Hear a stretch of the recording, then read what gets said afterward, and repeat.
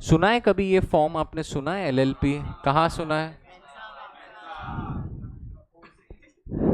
हाँ, उसी में सुना है एलएलपी है। 11th में था, भूल गए सर, कौन याद रखता है 11th, है ना? टाइप्स ऑफ पार्टनर में एलएलपी था।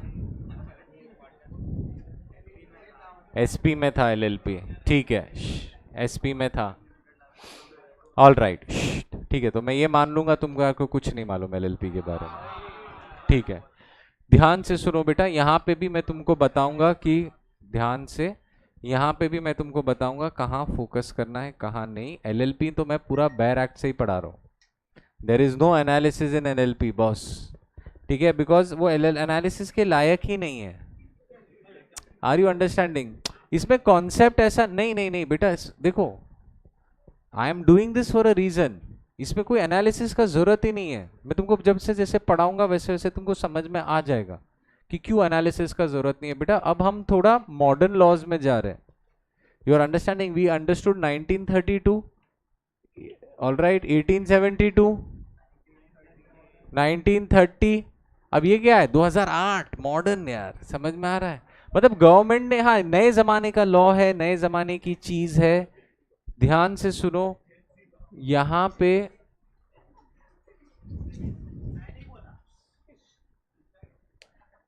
स्टॉप टॉकिंग, जो बात किया उसको निकाल दूंगा। यहां पे है ना, बेसिकली इट्स रूल बेस्ड बेटा, इंटरप्रिटेशन में इतनी प्रॉब्लम नहीं आएगी, क्लियर? और यहां पे हमको कुछ ज्यादा इंटरप्रेट भी नहीं करना है। कंपनीज एक्ट में हमने कोई इंटरप्रिटेशन किया था? तुमको याद भी है क्या? छोटा मोटा कंपनीज एक्ट, उसमें इंटरप्रिटेशन नहीं किया था बेटा, उसमें मैं तुमको रूल सिखा रहा था। The new laws are rule based. ये करो तो ऐसा है, ये करो तो वैसा है, कॉज इफेक्ट है। इंटरप्रिटेशन जब हमको जरूरत पड़ती है वो क्लासिकल लॉज के अंदर, जो हमारे पुराने कमर्शियल प्री इंडिपेंडेंस लॉज है ना, नेगोशिएबल में भी हमको थोड़ा इंटरप्रिटेशन लगेगा। 1881 का है भाई, वो तो इंपीरियल काउंसिल ने पास किया था, तब तो पार्लियामेंट भी नहीं था, क्लियर है? वो ब्रिटिश इंपीरियल काउंसिल ने वो लॉ पास किया हुआ था। एनीवे, वहां पे इंटरप्रिटेशन का हमको थोड़ा सा फ्लेवर लगता है ना। एलएलपी केम इनटू पिक्चर बेटा फ्रॉम यूएस। ध्यान से सुनना, एलएलपी इज अ फेयरली, तुम फॉर्म्स ऑफ ऑर्गेनाइजेशन समझते हो? There is sole proprietor, there is cooperative society, there is trust, there is Hindu undivided family, company मतलब जॉइंट स्टॉक हो गया जो, ऑलराइट, वैसा ही एक नया फॉर्म ऑफ ऑर्गेनाइजेशन है, those are called as LLP. एकदम सिंपल वर्ड्स में बोलूं, in language that you will understand, अगर एक कंपनी की शादी होती है पार्टनरशिप से, तो उनका बेबी होता है एलएलपी। जैसे एक kid gets features of father also and features of mother also, LLP has features of company also as well as partnership. Are you understanding? अब इसका नीड क्यों आया मैम? देखो 2008 का है बेटा, very very recent, all right, 2008 का है, very very recent form of organisation बेटा। यूएस के अंदर ना, ध्यान से सुनो, there used to be a lot of money lending firms, alright. अब फर्म तो तुमको पता है पार्टनरशिप फर्म है। अब पार्टनरशिप फर्म में पार्टनर्स की लायबिलिटी क्या होती है? अनलिमिटेड रहती है। अभी नॉमिनल पार्टनर की लायबिलिटी क्या रहेगी? नॉमिनल पार्टनर की लायबिलिटी कितनी रहेगी? अनलिमिटेड ही रहेगी ना बॉस, हाँ या ना? हाँ। अब उसमें क्या, और स्लीपिंग पार्टनर अनलिमिटेड ही रहेगी। अब वहां पे पार्टनरशिप फर्म्स थे। अब समझो ध्यान से, मेरा, धर्म का, समझो सर्वेश का एक फर्म था जिसमें मैं स्लीपिंग पार्टनर था। इन्वेस्ट कर दिया, कर रहे, अभी लोग पैसा वैसा दे रहे, ऑलराइट। इन यूएस में रिसेशन आया था, पता है? ये लोग ने लोन वोन का इनका काम था, इन्होंने लोन दे दिया किसको? समझो वंश को, ऑलराइट। बोला कितना, 1 करोड़ का घर है, लोन दे दिया उन लोगों ने। Are you understanding? अब ध्यान से सुनना बेटा, अब क्या हो गया? रिसेशन आ गया, मतलब वंश की जॉब चली गई। क्या वंश ईएमआई पे कर पाएगा? नहीं। अब रिसेशन इतना गंदा आया कि भाई जो घर उसने, अब मैंने क्या सोचा, इन लोग ने क्या सोचा, मैं तो स्लीपिंग पार्टनर हूं, सुनो, इन लोग ने क्या सोचा, अरे चलो कभी वंश नहीं पे कर पाएगा, घर 1 करोड़ का वैसे भी 1.5 करोड़ हो जाएगा, हम घर वापस ले लेंगे, हमारा प्रॉफिट। हम इंटरेस्ट पे भी कमा रहे हैं, ईएमआई जो ले रहे हैं, और अगर वंश ने डिफॉल्ट किया, ये 1 करोड़ का घर वैसे भी 1.5 करोड़ का हो जाएगा, 50 लाख तो यूं ही कमा लेंगे, हाँ या ना? हुआ ये ही नहीं, रिसेशन आया, वो 1 करोड़ का घर 50 लाख का हो गया। तो वंश हंस रहा है, बोला लेके जाओ, घर लेके जाना है घर लेके जाओ, मुझे लेके जाना है मुझे लेके जाओ, मुझे कोई प्रॉब्लम नहीं है। अब वो घर कुछ काम का है क्या उनका? वो बोलता है उसके तो मजे, वो तो जानबूझ के नहीं भर रहा है। बोलता मैं काहे को भरूं 1 करोड़ का लोन, जब घर 50 लाख का है तो मैं 1 करोड़ का लोन क्यों भरूं? जा नहीं भरता, उसके मुंह पे बोलता जा तेरे को जो करना है वो कर ले। बोलता जा मैं नहीं भरता, तेरे को जो करना है वो कर ले। बोला बेचता है, बेच डाल, मेरे को ही बेच देने का है क्या? मैं तो सोचा था 1 करोड़ का घर है 1.5 करोड़ का होगा, ये तो बन गया कितना 50 lakh, because of what? Recession. अब इसमें कौन कंगाल हुआ? ये सब फर्म्स, इनको क्या फर्क पड़ेगा, इन्होंने तो पैसे देना बंद कर दिया ना। ऑलराइट, फर्म्स कंगाल हो गई, अब इनकी लायबिलिटीज खड़ी हो गई, इन्होंने भी पैसा दिया है तो कैसे पैसा लिया होगा ना, ये भी घुमा रहे ना पैसा। अब इसमें लपेटा कौन गया? मैं,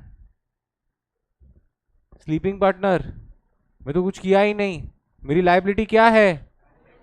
फंस गया ना। बहुत बैंड बज गई थी बेटा। यहां से नीड आया कि भाई ऐसी कोई पार्टनरशिप बनाओ जिसकी लायबिलिटी क्या हो?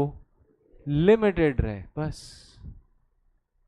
तो लॉ ने बोला नहीं भाई, ये ऐसे कांड वापस होने से पहले लेट्स आज only make a form of organisation जहां पे पार्टनर्स की लायबिलिटी क्या होती है?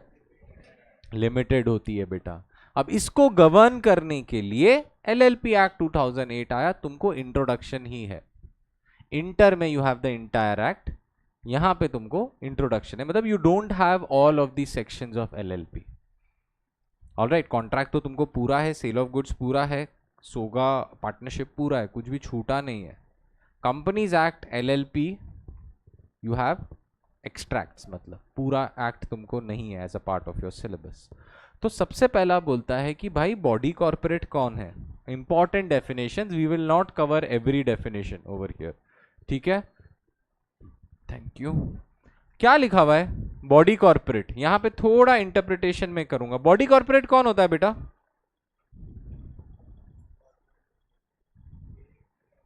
What do you mean by body corporate? It's a body that is recognized by law, an organization or a corporation that is recognized by law। याद आया कि नहीं? लिखो मत ये सब, यार इसका डिफिनेशन दे रहा हूं यार, तुम अब खुद ही अपना कुछ लिख रहे हो, रुक जाओ। अरे कंपनीज एक्ट में पढ़ाया था ना, body corporate, artificial legal person, separate entity, याद आया? Body corporate. नाउ ध्यान से सुनो बेटा, यहां पे इंपॉर्टेंट, यहां पे क्वेश्चन बन सकता है, पहले ध्यान से सुनो। It means everybody read along, तुम्हारा पेन पेपर रेडी रखना, अब जो लिखना है वो लिख लेना जो तुम्हारी अंडरस्टैंडिंग हो। इट मीन्स अ कंपनी, मतलब कंपनी क्या है बेटा? कंपनी क्या है? बॉडी कॉर्पोरेट, ठीक है, चलो ये हम समझ गए। एंड इंक्लूड्स, मतलब इसके अलावा और कौन कौन बॉडी कॉर्पोरेट है? क्या लिखा हुआ है? LLP, and LLP is what? Body corporate. और एन एलएलपी इनकॉर्पोरेटेड भाई फॉरेन एलएलपी है, वो भी क्या है? Body corporate. एंड दूसरा क्या है? कंपनी इनकॉर्पोरेटेड आउटसाइड इंडिया, मतलब क्या हो गया बेटा? Foreign company. कंपनी इनकॉर्पोरेटेड मतलब क्या? Registered outside India. तो रजिस्टर्ड आउटसाइड इंडिया मतलब क्या हो गया? फॉरेन लॉज में रजिस्टर हुई होगी, है तो कंपनी, बट कहां पे रजिस्टर हुई? फॉरेन लॉज में। बेटा ये डेफिनेशन इतना इंपॉर्टेंट क्यों है पता है बेटा? Body corporate as per companies act का डेफिनेशन अलग होगा, and body corporate as per LLP act अलग होगा। समझ में आ रहा है? Are you understanding? Because the companies act believes corporation sole, मतलब क्या है? 1 पर्सन, ए सोल प्रोप्राइटर नहीं मारेगा, कॉर्पोरेशन है ना, OPC 1 person company. Corporation sole मतलब क्या हो गया? OPC, cooperative society. ऐसे तो है body corporate, but for the purposes of LLP we don't consider them as body corporate. Are you understanding? ऐसे तो है, कल जाके तुम झगड़ने मत लग जाना बॉडी कॉर्पोरेट में एक्सक्लूड हो गया है, does not include। beta for the purposes of LLP we don't consider them as body corporate, because what are we studying?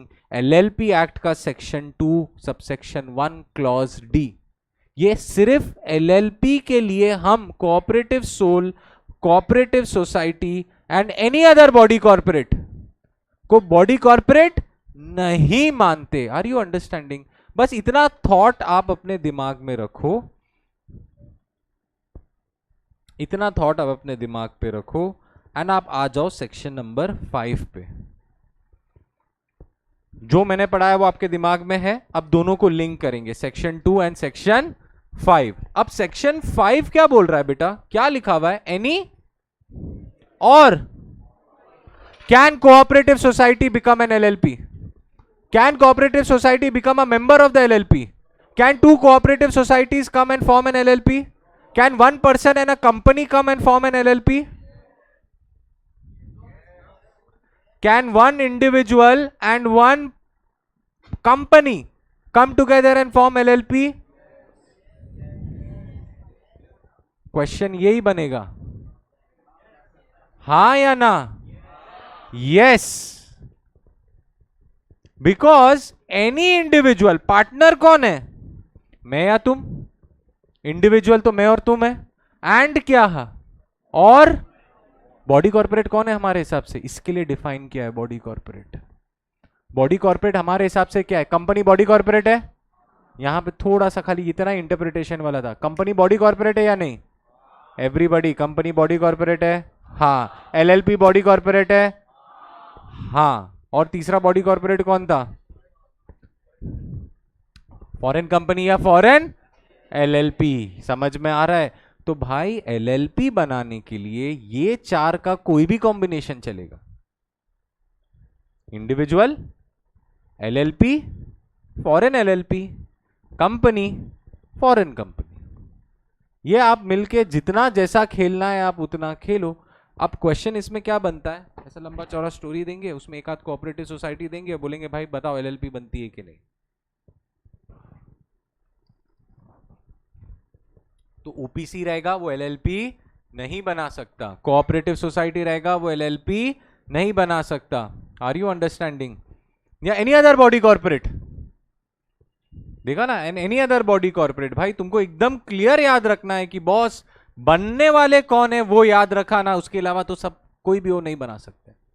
Foreign LLP, can two LLPs and an individual form an LLP? Yes. Can two LLPs and two companies form an LLP? Yes. Can one individual, one LLP, one company come together and form an LLP? Can two LLPs and one OPC form another company? क्या OPC body corporate है? As per companies act है, as per LLP act उसको body corporate नहीं माना जाता। अब clear हो गया? अभी आई थिंक कॉन्सेप्ट एकदम क्लियर हो गया होगा कि हमने बॉडी कॉर्पोरेट का डेफिनेशन क्यों पढ़ा। क्लियर हो गया बेटा? एकदम समझ में आ रहा है? तो इस पे क्वेश्चन ऐसा बन सकता है, ठीक है। बट ये जो भी है ये क्या होने चाहिए सबसे पहले? अब इसके लिए मैं बोला इसमें एनालिसिस की जरूरत है। इसमें क्या एनालिसिस की जरूरत है? नहीं है बेटा, इसमें एनालिसिस की जरूरत नहीं है। इफ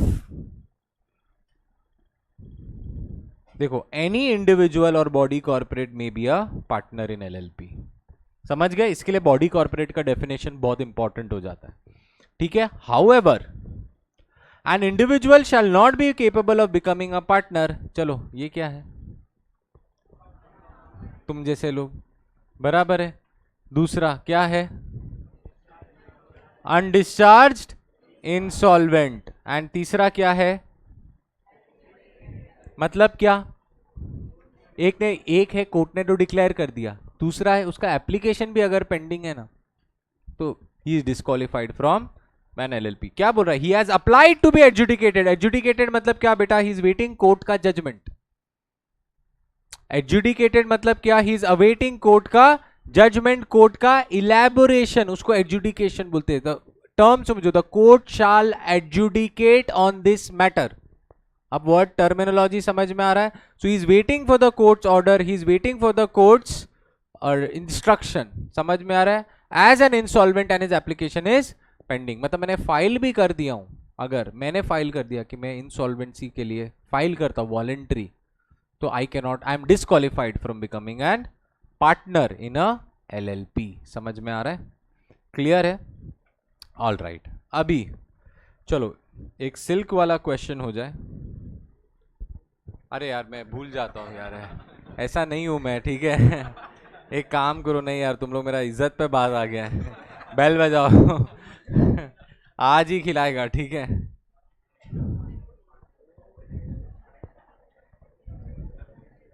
कितनी बाकी थी? यहाँ एक जन था। हाँ तो चलो तुम दोनों का आज हो जाएगा।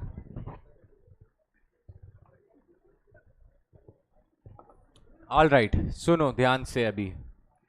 आ, एक मिनट ना, रुको रुको उधर ही रुको। क्वेश्चन क्या था? Does LLP have mutual agency? Does LLP enjoy mutual agency?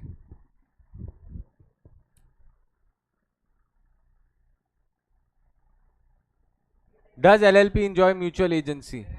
Yes तो वाई यस, क्यों?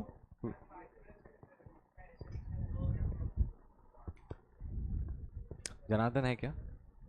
जनार्दन है? नहीं है? बताओ ना।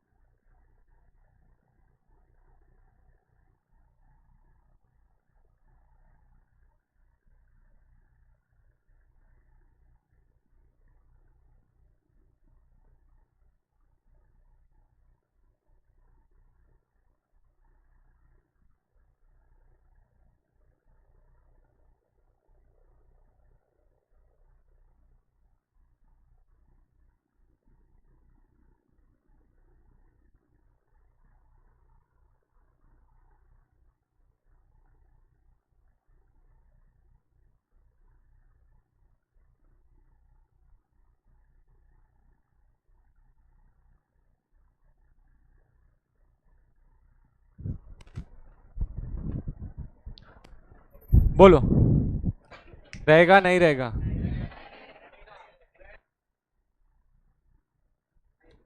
नहीं रहेगा?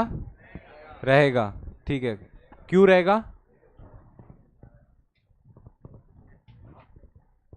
रीजन के आंसर दे, रीजन का जवाब है बेटा, रीजन का इनाम है, सॉरी। हाँ बोलो बेटा सर्वेश।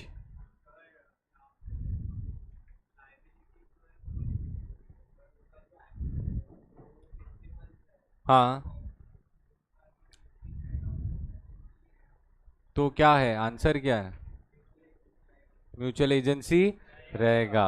Very nice, wrong. ठीक है, उसका रीजन सही है, उसका आंसर रॉन्ग है। वो रीजन ऑलमोस्ट सही बोल रहा है। Are you understanding? Mutual agency से पार्टनर्स की लायबिलिटी क्या हो जाती है? म्यूचुअल एजेंसी से पार्टनर्स की लायबिलिटी क्या हो जाती है? What do you mean by mutual agency? Partners are, पढ़ा है ना अभी, मारेगा जूता निकाल के। बोलो म्यूचुअल एजेंसी क्या है? Partners can bind each other as well as the, ये म्यूचुअल एजेंसी हुई। इसके वजह से इनकी लायबिलिटी क्या हो जाती है? ये क्या पढ़ रहे हैं हम लोग? अगर मैंने इनको यहां म्यूचुअल एजेंसी दे दी तो कैसे मैं इनकी लायबिलिटी लिमिटेड रखूंगा? So in a LLP partners bind the firm and not one another. समझ में आ रहा है? Partners bind the firm but they do not bind one another. तो mutual agency is absent in an LLP। Partnership में क्या होता है? Partners bind each other as well as the firm. इसमें partners bind the firm but they do not bind each other. For example अभी Mensa commerce tuition LLP है, बराबर है ना? LLP है ना हम लोग। समझो मैं अगर एक पार्टनर हूं, मैं Shiva sir and Narayan sir for example. Are you understanding? अब उसमें क्या होगा, अगर हम पार्टनरशिप होते तो we are jointly and severally liable. But LLP के केस में क्या हो रहा है? आई कैन बाइंड मेंसा but I can not bind Shiva sir and Narayan sir. समझ में आ रहा है? उनकी लायबिलिटीज लिमिटेड है boss. If I am able to bind both of them then what is the purpose? तो वापस आ गए हम 1932 के ऊपर। कॉन्सेप्ट क्लियर हुआ? उसका रीजन बराबर था, चलते चलते उसने आंसर कंक्लूजन रॉन्ग बोल दिया कि नहीं म्यूचुअल एजेंसी रहेगा। ठीक है, ये तो रॉन्ग ही आंसर है ना बेटा। क्लियर है? Section 2 clause, section 2 subsection 1 clause D. अब बेटा ये देखो, नॉट बीइंग अ कंपनी मतलब अपना जो नॉर्मल है ना, section 2 subsection 20, a company that is incorporated under this act, याद है? और a limited LLP which the central government way of notification. मतलब क्या बोल रहा है बेटा, अगर सेंट्रल गवर्नमेंट ने कोई चीज नोटिफाई करी, पढ़ने का जरूरत नहीं है इसका नीचे का लाइन, तो उसको भी हम क्या मानेंगे? Not a body corporate. मतलब यहाँ पावर दे दिया, गवर्नमेंट ने कुछ बोल दिया, तो उसको भी हम क्या मानेंगे? Not a body corporate. Because bar bar amend कौन करेगा? समझ में आ रहा है? तो ये लोग यहाँ पे ये लाइन डाल देते, समझो इसका पर्पस भी समझो। बार बार अमेंड करना, एक तो पॉलिटिशियन मिलते एक दूसरे को जूता मारते, काम तो करते हैं नहीं। इससे अच्छा क्या करेंगे? अमेंड करने से अच्छा हम गैजेट में डाल देंगे कि भाई ये भी आजकल बॉडी कॉर्पोरेट नहीं मानेगा। ठीक है, क्लियर हो गया बेटा? ये डेफिनेशन में नहीं पढ़ा रहा हूं, ये डेफिनेशन नहीं पढ़ा रहा हूं। क्यों? क्या है यार, ट्रेड, प्रोफेशन, सर्विस, कुछ इंपॉर्टेंट नहीं है। फाइनेंशियल ईयर, थोड़ा सा कॉन्सेप्ट है। फाइनेंशियल ईयर जनरली क्या है? जल्दी बोलो। 1st of April two of the following year, बराबर ना? कौन सा 31 मार्च? फॉलोइंग ईयर का ही ना, नहीं तो चलता ही रहेगा, 31 मार्च तो आते रहते हैं, बराबर है? देखो लॉ इसके लिए इतना क्लियर है, बट यहां पे एक एक्सेप्शन है, ध्यान से सुनना बेटा। In case of an LLP incorporated after what? 30th day of सितंबर। मतलब 30 सितंबर के बाद अगर कोई एलएलपी इनकॉर्पोरेट होती है, ऑलराइट, उसका फाइनेंशियल ईयर में and on 31st March of the year next following that year. समझ में आ रहा है? मतलब उसका एक्सटेंडेड फाइनेंशियल ईयर रहेगा। इसका मतलब ये है, अगर ये 1 सितंबर 1 अक्टूबर को हो रही है इनकॉर्पोरेट, ऑलराइट, 1 अक्टूबर 2025, बोलेगा 6 महीने के लिए क्या बनाएगा तुम फाइनेंशियल स्टेटमेंट? तुम पैदा ही 1 अक्टूबर को हुआ, पैदा होते ही क्या तुम्हारा बिजनेस चालू हो गया? Hardly you will have any operations. तो बोला 6 महीने के लिए क्या बनाएगा? तुम्हारा फाइनेंशियल ईयर खत्म हो सकता है 31 मार्च, कभी 27। समझ में आ रहा है? खत्म, ये एक्सेप्शन है। अगर कोई एलएलपी इनकॉर्पोरेट हुआ है आफ्टर 30th सितंबर। ठीक है, क्लियर हो गया? Foreign LLP, alright, foreign LLP means an LLP formed, incorporated or registered outside India which establishes a place within India। मतलब समझो, ये इनकॉर्पोरेट हुई है फॉरेन लॉज में, बट धंधा कर रही है इंडिया में। समझ में आ रहा है?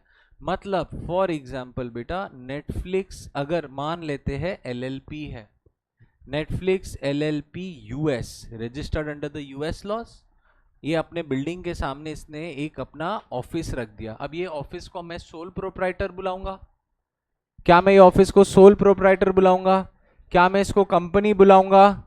अगर ये एलएलपी है फॉरेन लॉज में, तो इंडिया में ये क्या बन जाएगी? Foreign LLP, an LLP that is incorporated. Alright, अब ये नेटफ्लिक्स इंक है, अगर मतलब नेटफ्लिक्स इनकॉर्पोरेटेड, ये मतलब कंपनी है फॉरेन, तो ये क्या बन जाएगी इंडिया में?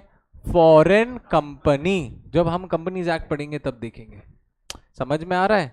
इंडिया में लोग ने कुछ रजिस्ट्रेशन नहीं किया है, खाली इंडिया में एक ऑफिस खोली है, तो इसका लीगल स्टेटस इंडिया में क्या रहेगा?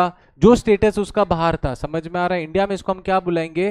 Foreign LLP. It is incorporated outside India but has a place of business in India. खत्म।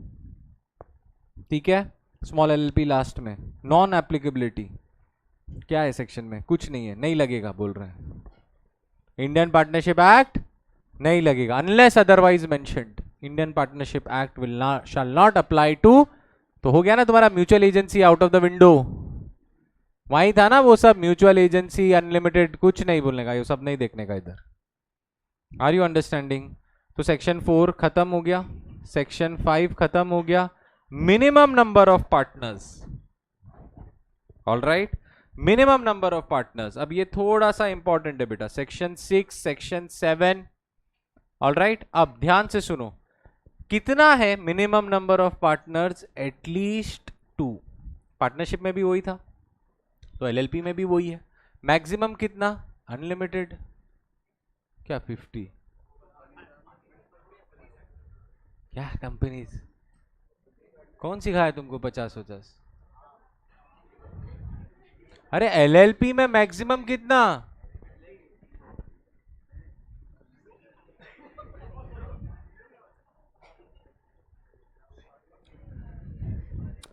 पब्लिक कंपनी में कितना रहता है? बच्चा मतलब बोला ना, best features of father, best features of mother. Partnership में 2 मिनिमम रहेगा, तो ये एलएलपी में 2 मिनिमम है, maximum unlimited number of partners. Are you understanding? There is no limit on the number of partners in an LLP. ठीक है, ध्यान से सुनो बेटा। अभी अब ये क्या बोल रहा है? Everybody pay attention. देखो मैं बेयर एक्ट से डायरेक्ट पढ़ा रहा हूं, इसके लिए फुल फोकस होना चाहिए, पोस्चर एकदम राइट। ठीक है, if at any time the number of partners of an LLP is reduced to below 2, तो रेड वाला तुमको फोकस करना है। नंबर ऑफ पार्टनर, सिचुएशन क्या है? Number of partners is reducing to below 2, मतलब क्या? 1.5? एक ही ना, 1 है ना, आधा पार्टनर तो नहीं रहेगा ना, 1। ठीक है, आर यू अंडरस्टैंडिंग? मतलब whenever the number of partners falls below the minimum limit, 2 से 1 हो गया। ऑल राइट, 2 से 1.5 नहीं, 2 से 1। ठीक है, एंड मतलब 2 से 1 हुआ, and the partnership carries on business for more than 6 months with the number is so reduced. मतलब क्या हो गया बेटा? पार्टनरशिप फॉल्स बिलो 2 मतलब बिकम्स 1, और ये एक पार्टनर से तुम 6 महीने तक बिजनेस कर रहे हो, प्लस जो वो एक पार्टनर था उसको मालूम है कि एक ही पार्टनर है। 3 चीज बोली मैंने। When the number of partners falls below 2 मतलब 1 हो जाता है। दूसरा, तुमने धंधा किया कब तक? 6 महीने तक, मोर देन 6 months। रेड वाला पार्ट में बोल रहा हूं। अब ये द पर्सन कौन है? ये एक सिंगल पार्टनर, उसको मालूम है, he has knowledge that he is the only partner, then such person shall be liable personally। बस तुम्हारे में मस्ती था ना, वही बोल रहा है ना, तुम्हारे में मस्ती था, मतलब तुमको नहीं बोल रहा हूं मैं, पार्टनर को बोल रहा हूं। ठीक है, तुम्हारे में मस्ती था ना, तुमको मालूम है तुम एक ही बंदा है, और तुम भी 6 महीने तक। वो बोल रहा है देख तू 2 से 1 हो गया, तेरे पास 6 महीना है कि उस 1 से 2 हो जा। समझ में आ रहा है? मतलब you get another partner, make it a valid LLP. But तुम्हारा केयरलेसनेस है, तुम 6 months के ऊपर गया, प्लस तुमको मालूम है, अब बेटा अनलिमिटेड होता है ना, हो सकता है खत्म होते होते होते वो एक बचा है, उसको मालूम ही नहीं है, तो लाइबिलिटी नहीं आएगी, और उसको मालूम है तो लाइबिलिटी आ जाएगी। He shall be personally liable. Are you understanding everybody? Yes or no? Yes, perfect. Section 6 खत्म। इसके लिए बोल रहा हूं बेयर एक्ट से ही पढ़ना है। सो सिचुएशन क्या है? Number of partners falls below 2, correct. Business is carried on for more than 6 months। Person who is carrying on the business has knowledge, then he shall be for the transactions incurred during that period. Easy. Red वाला part पढ़ो, इसके लिए मैं जानबूझ के वो सबको red किया है। रेड वाले पार्ट पढ़ो, तुम खुद ही ज्वाइन करके लिख सकते हो। क्लियर हो गया? तो सेक्शन 6 खत्म। Section 7 important. Section 7 important, question आने के काफी चांसेस है।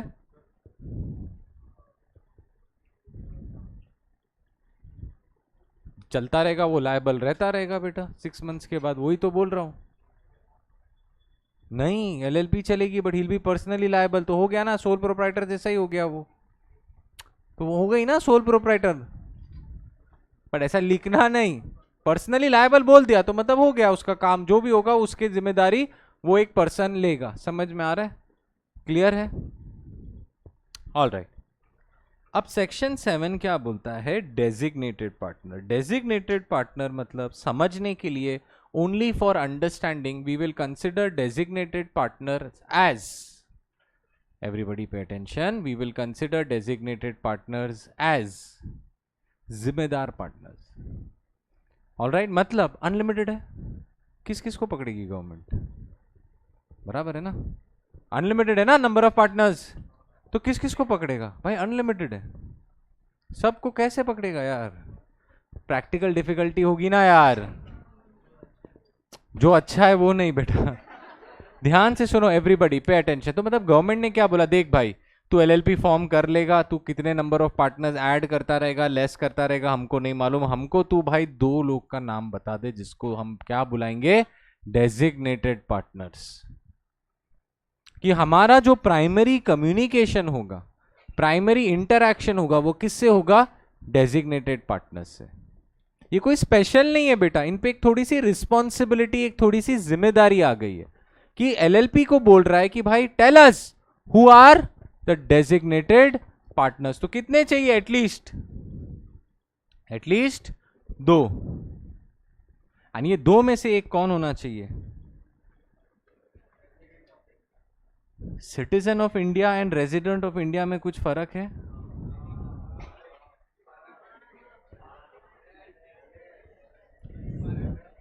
क्या फर्क है?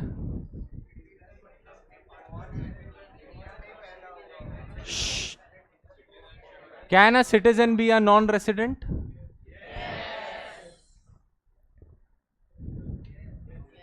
हाँ, यस। फर्क क्या है? क्या passport? Passport, yes, one of the test is passport, बराबर। आधार नहीं, पासपोर्ट। देखो देखो देखो, citizenship is your nationality, Indian. Can I Indian be a non resident? Yes, तुम जाओ 6 महीना बाहर रहो, तुम नॉन रेसिडेंट हो जाएगा। ऑलराइट, तुम 6 महीना बाहर रहो, नॉन रेसिडेंट हो जाएगा। बड़ा नहीं था क्या? अच्छा चलेगा, चलो ठीक है। बड़ा सिल्क नहीं था तो बड़े का आधा आधा कर लो, तो तुम दोनों रख लो एक एक, ठीक है? तुम्हारे लिए क्या, तुम जवाब दिया क्या? ठीक है, क्या बोल रहा है? छुट्टा दे दो। All right, pay attention now. What do you mean by resident in India? समझ में आ रहा है? What do you mean by resident in India? ही लिखा हुआ है, एक्सप्लेनेशन, कम डाउन, तुमको गैस करने का जरूरत नहीं है। Resident in India means a person, ध्यान से, who has stayed in India for a period of not less than 100। Sir ये ऐसा अजीब ब्रैकेट में क्यों है? अमेंडमेंट है बेटा, मतलब चेंज हुआ था लॉ, इसके लिए लोग ने यहाँ ब्रैकेट में डाला, इट चेंज्ड। ऑलराइट, 100 रखा, 20 डेज ऐड किया, बट क्या लिखा हुआ है? ड्यूरिंग, ये इंपॉर्टेंट है बेटा, during the financial year. Generally ध्यान से सुनो, जो रेसिडेंशियल स्टेटस होता है ना, अगर हमको 24-25 का स्टेटस चेक करना है ना, तो हम चेक करेंगे 23-24 में कितना था। मतलब to decide, generally other laws में, इनकम टैक्स के अंदर भी रेसिडेंशियल स्टेटस होता है कि भाई इंडिया में वो इंडियन रेजिडेंट था या नॉन रेजिडेंट था। समझ में आ रहा है? ये कैसा होता है पता है? देखो समझो, ये प्लेयर्स जाते हैं ना बाहर खेलने, अब ये 6-8 महीना बाहर रहते हैं, ये नॉन रेसिडेंट बन जाते हैं, फिर वापस इंडिया आते हैं, फिर वापस जाते हैं, वापस आते हैं। समझ में आ रहा है? अब ध्यान से सुनो, डिपेंडिंग ऑन द स्टेटस इनकी टैक्स की टैक्सेबिलिटी चेंज हो जाती है, बराबर है? बस इतना ध्यान रखो। अब यूजुअली क्या होता है ना बेटा, 23, अभी क्या है, फाइनेंशियल ईयर 24-25 है। To decide the residential status for 24-25 you will check वो इंडिया में 23-24 में कितना था। समझ में आ रहा है? अरे हाँ, अप्रैल हो गया, बराबर, sorry. For 25-26, the residential status will be seen for the previous year, that is 25-26. 24-25, ठीक है? समझ में आ रहा है? But LLP Act says in the financial year, बेटा, during the financial year. Are you understanding? वो बोल रहा है आगे पीछे नहीं चेक करना है, डेजिग्नेटेड पार्टनर 2 होना चाहिए, 2 में से एक कौन होना चाहिए? Resident, mandatory resident. मतलब वो अगर जो हम लोग 25-26 की बात कर रहे हैं, 25-26 की, तो in this financial year he should be in India for more then 120 days. समझ में आ रहा है? क्लियर है? नॉट लेस देन मतलब क्या? एटलीस्ट। नॉट लेस देन मतलब क्या हो गया? At least in India for how much? 120 days. Clear हो गया?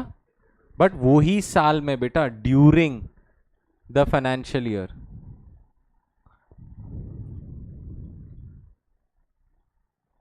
अब प्रोवाइडेड दैट, क्या हर पार्टनर इंडिविजुअल रहेगा? क्या हर पार्टनर इंडिविजुअल रहेगा? नहीं। एक रिलायंस लिमिटेड एंड में मिलके एलएलपी बना सकते हैं। अब इसमें तो मैं डेजिग्नेटेड पार्टनर हुआ, रिलायंस में कंपनी चलती है क्या? बोला आज मीटिंग है, कंपनी गाड़ी में बैठी आई इधर, ऐसा होता है कुछ? कौन आता है कंपनी का? रिप्रेजेंटेटिव आता है, बस यही बोल रहा है। अगर in the case of a limited liability partnership in which all partners our body corporate, मतलब या तो 2-3 कंपनी मिलके एक एलएलपी बनी है या 2-3 एलएलपी मिलके एक और एलएलपी बनी है, बन सकती है क्या? 3 एलएलपी मिलके एक और एलएलपी बन सकती है? यस। तो दे आर बॉडी कॉर्पोरेट, और इन which one or more partners are individuals and body corporate, मतलब मिक्स। या तो सब बॉडी कॉर्पोरेट है, या तो रिलायंस एंड मैं दोनों मिलकर एलएलपी बना सकते हैं। यस। तो इसमें क्या रहेगा? इसमें क्या रहेगा?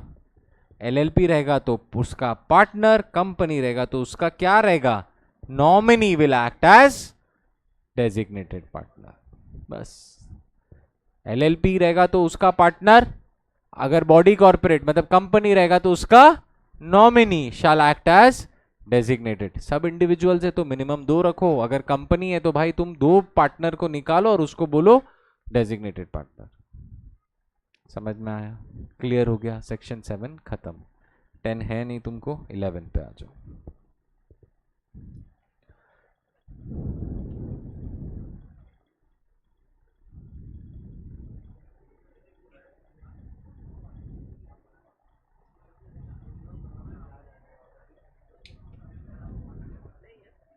हाँ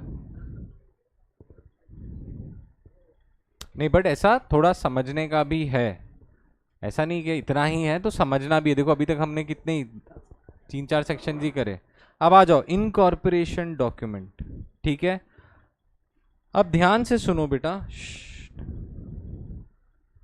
समझने की बात है इधर।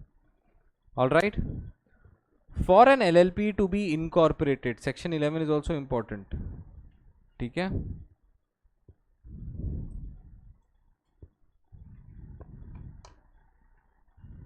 एक मिनट बेटा। फॉर एन इनकॉर्पोरेशन तो मिनिमम क्या चाहिए?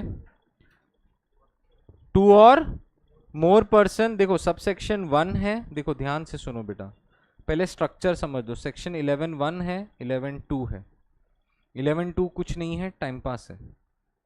ठीक है, 2 मतलब biodata, name, business, address, partner का एड्रेस, पार्टनर का ऑफिस का एड्रेस, पार्टनर के घर का एड्रेस। ठीक है, ये सब ये हमने पहले भी पढ़ चुका है, याद है?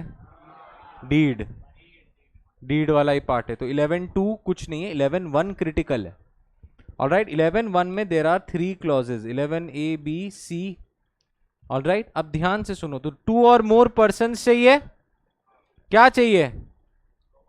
Lawful business and profit. ये क्या था? पार्टनरशिप का ही रिक्वायरमेंट था ना। They have to give their names to an incorporation document. अब ये इनकॉर्पोरेशन डॉक्यूमेंट क्या है, वो ये सबसेक्शन 2 बताता है। भाई एक फॉर्म होगा, एज मे बी प्रिस्क्राइब्ड, मतलब ये फॉर्म चेंज होते रहता है। 5 साल पुराना फॉर्म कुछ और होगा, 5 साल बाद वाला फॉर्म कुछ और है। तो ये फॉर्म के साथ क्या क्या अटैच करोगे? फॉर्म में क्या रहेगा? Photo, name, address, purpose. इसके साथ क्या क्या अटैच करना है? ये जो डीड है वो। समझ में आ गया बेटा? तो तुमको समझ गया what is an incorporation document? It may be filed in such manner, method, with such fees as may be prescribed. But किसको फाइल करना है? रजिस्ट्रार ऑफ स्टेट, आरओसी को नहीं। गलती मत कर देना, जहां गलती है वहां हाईलाइट करता हूं। ऑलराइट, दोनों एमसीए के अंडर आते हैं, बट एलएलपी की आपको डॉक्यूमेंटेशन कहां फाइल करनी है? Registrar of state, not registrar of companies. ROC में नहीं करना है।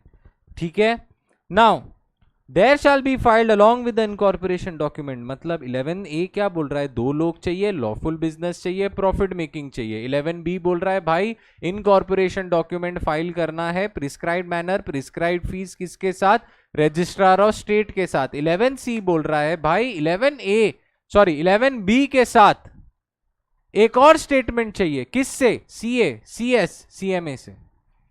एक और स्टेटमेंट चाहिए किससे, सीए, सीएस और सीएमए। बेटा सबसे नहीं, एनी वन, या तो सीए या तो सीएस या तो सीएमए। क्या कर, क्यू स्टेटमेंट चाहिए बेटा, ऑल राइट, क्यू स्टेटमेंट चाहिए, all right. And by any one who has subscribed his name, मतलब क्या, ये ऊपर वाले लोग में से। 11C बोल रहा है, तुमको इसका जो एक्सप्लेनेशन है आगे पीछे कहीं लिखना है तो लिख दो। 11C says apart from the incorporation document I want another certificate, I want another statement, the word that is used is statement, किससे, signed by, हाँ एडवोकेट भी है बेटा, सॉरी मैं भूल गया, या तो लॉयर या तो सीए, सीएस और CMA plus one of the persons above, याद आया, one of the persons above.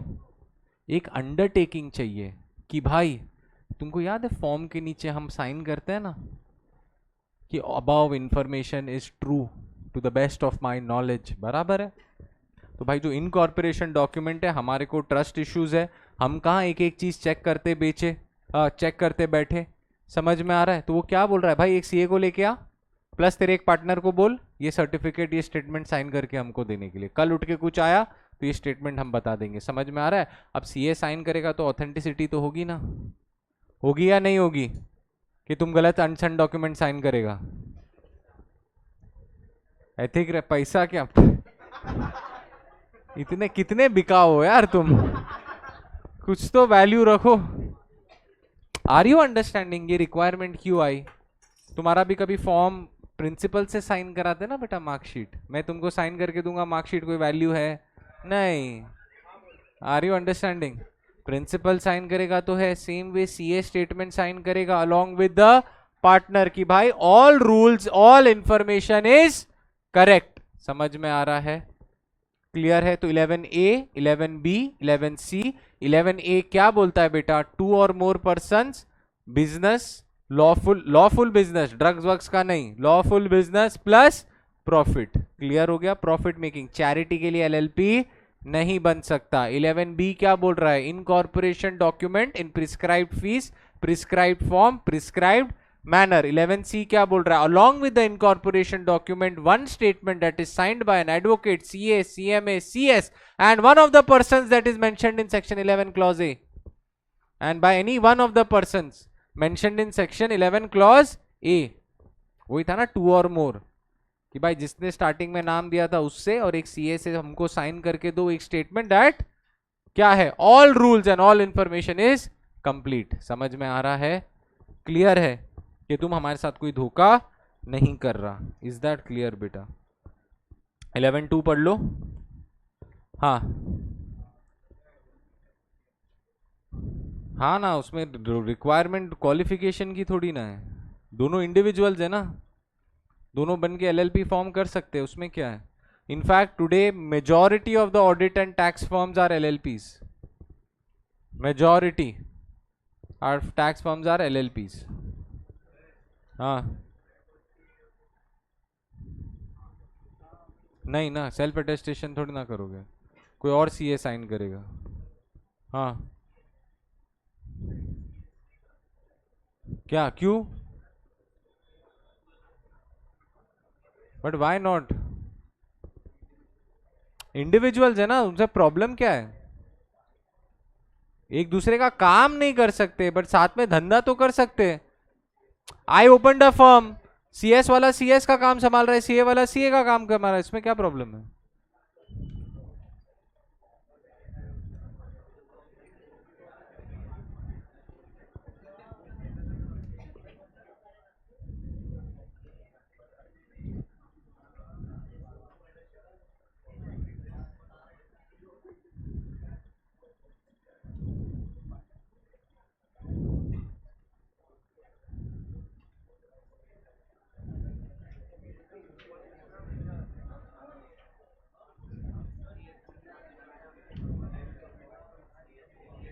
बोलो ना बेटा।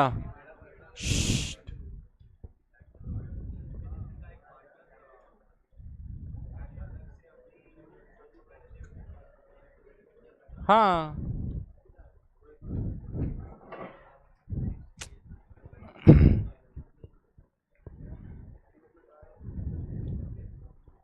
नाउ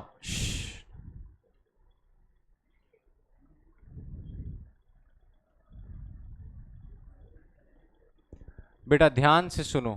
अब क्या हो रहा है 11, देखो बेटा 11 सबसेक्शन 1 पढ़ लिया एवरीबॉडी, 11 सबसेक्शन 2 पढ़ लिया, सबको सब समझ में आ गया। 11.3 पढ़ते हैं। इफ अ पर्सन अंडर, ये तुम लोग जैसे लोग के लिए, if a person makes a statement under clause C, मतलब यहां पे तुमने झूठा साइन किया, तुम झूठे निकले, झूठे मक्कार, फ्रॉड, समझ में आ रहा है? ऑलराइट, पैसा पैसा जो कर रहे थे ना तुम लोग इधर, तुम ऐसा निकले तो भाई तुम रेडी हो जाना 2 साल की जेल के लिए। Are you understanding? Alright, which will not be less than, now ध्यान से सुनो, which may extend to 2 years, मतलब पहले ध्यान से सुनो, जेल टाइम मैक्सिमम कितना है 2 साल, फाइन मिनिमम 10,000, मैक्सिमम 5 लाख, दोनों सजा भी हो सकती है। चलेगा चलेगा, ठीक है, मैं क्या कर सकता हूं ना बेटा, इसके ऊपर तो मैं क्या कर सकता हूं, जाओ जेल, मुझे क्या करना है। ऑलराइट, हाँ तुम्हारा हिसाब क्या मस्त है ना, सामने से 10 लाख रुपया दूंगा, फाइन 5 लाख रुपया भर दूंगा, नाम और बदनाम होगा वो अलग। वाह 5 लाख का फायदा, वाह बेकार। If you make a false statement under clause C of subsection 1, मतलब वो सीए वाला या तुम एक पार्टनर थे, तुमने फॉल्स स्टेटमेंट किया या you did not believe it to be true, you made a false statement or you did not believe it to be true, दोनों केसेस के अंदर minimum fine is how much, minimum fine is how much, not less than 10,000, can extend up to 5 lakh, and imprisonment, jail time maximum how much, 2 years. all right, 2 years, दोनों भी हो सकती है। see, you can get jail, you can get fine, you can get both. clear है? are you understanding? clear है? तो section 11 एकदम मस्त टकाटक अपना बेयर एक्ट से हो गया। सेक्शन 12 पे आ जाओ। ऑलराइट, 12(1) क्या बोल रहा है, ध्यान से बेटा प्लीज, यहां पे ना देखो, सेक्शन 12 है, सेक्शन 13 है, 14 है, 16 है, 17 है, खत्म है, फिर बीच बीच के है भी नहीं। Are you understanding? अब ये इंपॉर्टेंट सेक्शंस है बेटा, सेक्शन 12 ध्यान से सुनो बेटा, सेक्शन 12 ध्यान से सुनो। सेक्शन 12 बोल रहा है कि भाई एक बार इनकॉर्पोरेशन डॉक्यूमेंट आ जाएगा तो क्या होगा, ठीक है। अब ये देखो, व्हेन द रिक्वायरमेंट्स, एकदम फोकस के साथ बेटा, लास्ट के थोड़े मिनट से हम बेयर एक्ट डायरेक्ट पढ़ रहे हैं। When the requirements imposed by clause B, clause B क्या था, इनकॉर्पोरेशन डॉक्यूमेंट, बराबर ना। व्हेन द, तो यहां लिख दो इनकॉर्पोरेशन डॉक्यूमेंट तुम्हारे रेफरेंस के लिए, एंड ये क्या था, स्टेटमेंट। 11B में इनकॉर्पोरेशन डॉक्यूमेंट था, 11C में क्या था, statement. Have been complied with, मतलब तुमने इनकॉर्पोरेशन डॉक्यूमेंट वो सब फॉर्म वॉर्म भर के दे दिया, एक पार्टनर से साइन करवा ली, एक सीए से साइन करवा लिया। द रजिस्ट्रार शैल रिटेन, देखो यहां पे लिखा हुआ है, डॉक्यूमेंट्स वो रख लेगा। ऑलराइट, डॉक्यूमेंट्स वो रख लेगा। Registrar shall retain the incorporation document, वो रख लेगा। Alright, and unless the requirement imposed by clause A of the subsection of that subsection has not been complied with, मतलब क्या था, दो लोग नहीं है, लॉफुल बिजनेस नहीं है या प्रॉफिट के लिए नहीं है, मतलब अगर कोई रीजन से अगर वो नहीं है, वो 14 दिन में आपका इनकॉर्पोरेशन डॉक्यूमेंट रजिस्टर कर देगा एंड आपको सर्टिफिकेट दे देगा। यहाँ पे लॉ ने बोल दिया है भाई तू लंबे लंबे टाइम मत लगा, अगर एलएलपी ने तेरे को स्टेटमेंट दे दिया, इनकॉर्पोरेशन डॉक्यूमेंट दे दिया, बिजनेस लॉफुल है, मिनिमम 2 पर्सन्स है, प्रॉफिट मेकिंग है, मतलब 11 के सब रिक्वायरमेंट्स फुलफिल हो गए, तो विद इन 14 डेज, यही बोल रहा है ना भाई, ए बी एंड सी सब हो गया ना यार, इधर बी सी एंड ए ना यार, तीनों हो गया ना, तो वंस द रिक्वायरमेंट्स ऑफ, तुम ऐसा लिख सकते हो इधर, once the requirements of section 11 are complied with the registrar shall within 14 days issue you a register the incorporation document and give you a certificate of incorporation. समझ में आ रहा है? Once the requirements of section 11 are complied with, once the requirements of section 11 are complied with, the registrar shall retain, once the requirements of section 11 are complied with, the registrar shall retain the incorporation document, the registrar shall retain the incorporation document, and within a period of 14 days, बस A and B बराबर है ना, and within a period of 14 days A and B.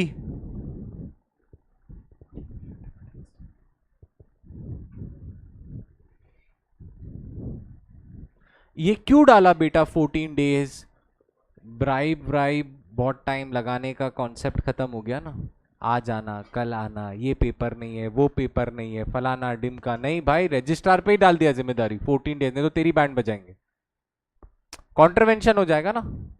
समझ में आ रहा है? उसको देना ही है 14 डेज पे। क्लियर है? 2 हफ्ता मतलब मैक्सिमम। ठीक है, इज दैट क्लियर बेटा? ये आपको रजिस्टर कर देगा इनकॉर्पोरेशन डॉक्यूमेंट एंड आपको क्या दे देगा? Certificate of incorporation. Now the registrar may accept the statement under delivered under clause C of subsection 1 of section 11। मतलब क्या है बेटा स्टेटमेंट? स्टेटमेंट ही है ना अपना, जो एडवोकेट एंड पर्सन साइन करता है, एज व्हाट? सफिशिएंट एविडेंस कि भाई ए वाला जो रिक्वायरमेंट है ना वो कंप्लाइड हो चुका है। मतलब क्या हुआ? The word that is used is what? Sufficient evidence. मतलब ध्यान से एवरीबॉडी, रजिस्ट्रार, एवरीबॉडी ध्यान से, एकदम क्रिटिकल पॉइंट बोल रहा हूं भाई। 2 partner, lawful business, profit making, क्या पॉसिबल है रजिस्ट्रार को खुद जाके चेक करना? नहीं। तो लॉ क्या बोल रहा है भाई? अगर एक सीए ने साइन कर दिया ना, consider it as what? Sufficient evidence. बेटा there is a difference between sufficient evidence and conclusive evidence. Sufficient evidence मतलब ऐसा बोलते हो 80% तो हाँ सही है। समझ में आ रहा है? इन अ वे, हाँ, इसका मतलब ये नहीं होता है। सफिशिएंट मतलब काफी है कि भाई 2 partners, lawful business, profit making हो चुकी है, तू ये इस पे रिलाय कर सकता है कि 11A फुलफिल हो चुका है, उसको अलग से तेरे को देखने का जरूरत नहीं है। एंड वर्ड क्या यूज किया है? मे। अगर उसको डाउट हो रहा है तो ही कैन आस्क, अगर डाउट नहीं है तो बोल रहा है भाई देख जो स्टेटमेंट आया तो उसको हम क्या मानेंगे? वो स्टेटमेंट से हम ये मानेंगे कि 11A भी फुलफिल हो रहा है। 11A क्या था? 2 partners, lawful business, profit making. याद आ रहा है? So he can treat it as sufficient evidence. अब ध्यान से सुनना, नेक्स्ट बोलता है कि भाई वो जो सर्टिफिकेट वो साइन करके देगा ना, आर यू अंडरस्टैंडिंग? जो इनकॉर्पोरेशन डॉक्यूमेंट को रजिस्टर कर रहा है, जो सर्टिफिकेट साइन करके दे रहा है रजिस्ट्रार, स्टैम्प करके दे रहा है, that shall be what? Conclusive evidence की सब चीज कंप्लीट हो चुकी है। Are you understanding? Sufficient evidence मतलब मोटा मोटा तो हम मान लेते हैं, अगर कुछ गड़बड़ हुआ तो देख लेंगे। कंक्लूसिव मतलब 100%। समझ में आ रहा है? मतलब once the registrar signs, then आप कोई भी चीज को चैलेंज नहीं कर सकोगे। क्लियर हो गया? Because that shall be treated as what? Conclusive evidence कि भाई सब चीज अब क्या है?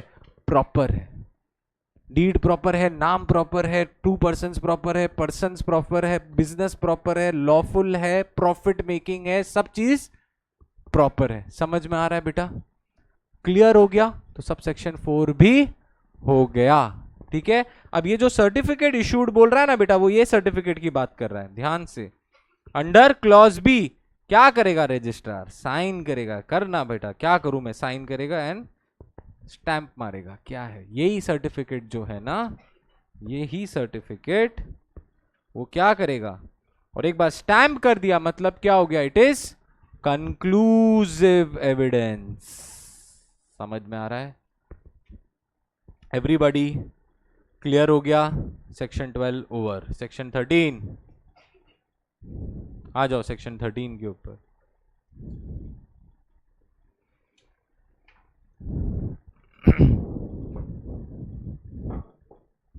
इजी है बेटा 13, कुछ नहीं है, टाइम पास है। 13 इजी है, क्रिटिकल इतना नहीं है, बट ठीक है, याद रखना है उसको। ठीक है, हर एलएलपी के पास क्या होना चाहिए? और ये रजिस्टर्ड ऑफिस में क्या आएगा? कम्युनिकेशन।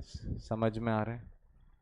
जनरली सेक्शन 13 क्या बोल रहा है? हर एलएलपी, ये सूंघने वाला सेक्शन है, हर एलएलपी में क्या होगा? Registered office. एंड ये रजिस्टर्ड ऑफिस में क्या भेजा जाएगा? Communication and notices. ये दूसरे लोग के लिए भी हो सकता है, ये गवर्नमेंट के लिए भी हो सकता है, बराबर है? रजिस्ट्रार भेज सकता है, डॉक्यूमेंट्स भेज सकते हो, ऑलराइट, नोटिसेस आ सकती है, इंफॉर्मेशन कोई आपसे मांग सकता है, उसके लिए क्या होना चाहिए? आपके पास एक रजिस्टर्ड ऑफिस होना चाहिए। अब एलएलपी पे डॉक्यूमेंट भेजना है या पार्टनर पे भेजना है तो कैसे भेजोगे? बताओ। Post, registered post, any other manner, email. समझ में आया? पोस्ट, रजिस्टर्ड पोस्ट या एनी अदर मैनर। भाई एलएलपी को कोई लेटर या नोटिस भेजनी है या पार्टनर को भेजनी है या डेजिग्नेटेड पार्टनर को भेजनी है तो कैसे भेजोगे? Post, registered post, any other manner. कुछ नहीं है, सूंघने वाला ही सेक्शन है। क्लियर है? All right. एट विच एड्रेस? पोस्ट कहां भेजोगे? वाह, रॉकेट साइंस ना। रजिस्टर्ड ऑफिस में भेजेंगे, या तो कहां भेजोगे? घर पे नहीं, any place declared bye LLP. या तो रजिस्टर्ड ऑफिस में भेज दो या वो जगह पे भेज दो जहां एलएलपी बोल रहा है प्लीज हमारे लेटर्स यहां भेज देना। ठीक है, भेज देंगे उधर। Are you understanding? क्लियर है?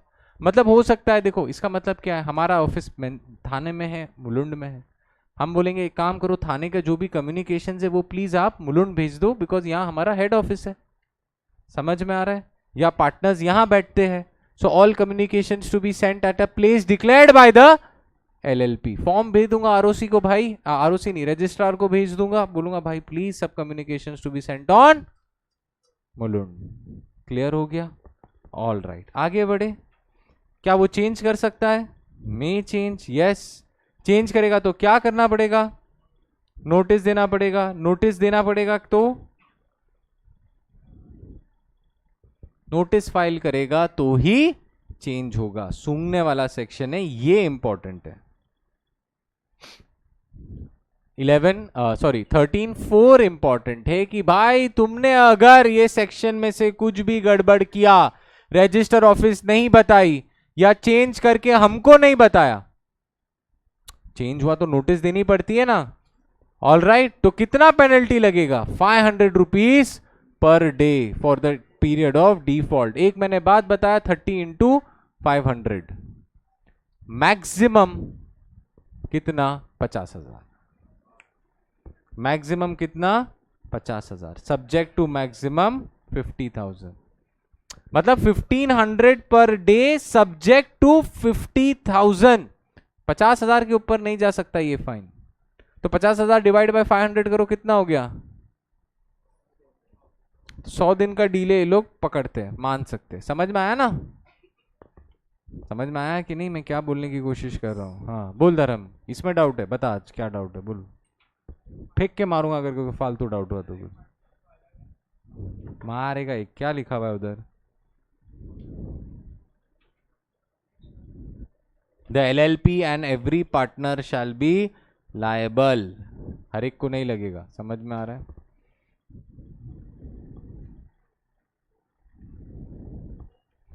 आ जाओ। 14 पे आ जाओ। 14 भी सूंघने वाला सेक्शन है बेटा। अभी रजिस्ट्रेशन हो गया तो क्या होगा? क्या होगा? इफेक्ट। बकवास मत करो यार। रजिस्ट्रेशन हो गया मतलब इनकॉर्पोरेट हो गया, तो क्या वो प्रॉपर्टी खरीद सकती है? यस मतलब उसका एग्जिस्टेंस आ गया। It can sue, be sued, it can acquire property, it can have a common seal and it can do any other things as a body corporate can. बेटा लीगल एंटिटी हो गई। खरीदो property, बेचो property, case file करो, आपके ऊपर case file किया जा सकता है। आपका एक लीगल एग्जिस्टेंस आ गया है बेटा। बट ये कहां से? इनकॉर्पोरेशन से। समझ में आ रहा है? रजिस्ट्रेशन से। 14 भी सूंघने वाला सेक्शन है। All right. अब आता है बेटा important 15, 16, 17 important sections full focus के साथ।